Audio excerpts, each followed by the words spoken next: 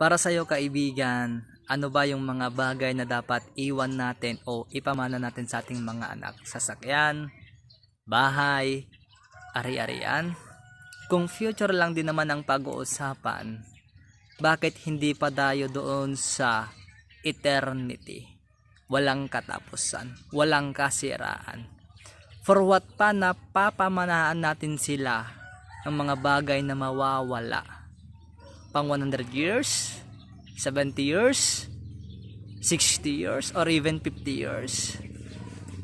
Kung future lang din naman ang pag-uusapan, bakit hindi pa tayo magdirekta doon sa nagbibigay ng magandang future at walang katapusang future? Pananampalataya. Hindi ko sinasabing mali na ipamana mo yung mga pinaghirapan mo.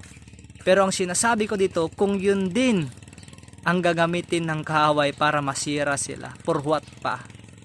Kung yun din naman ang gagamitin ni Satanas para mawalay sila sa Diyos, lumamig sila sa Diyos, for what pa?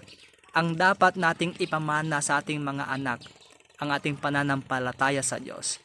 Kasi kahit ano pa ang pinaghirapan natin dito sa lupa, hindi naman tinitignan ng Diyos yon.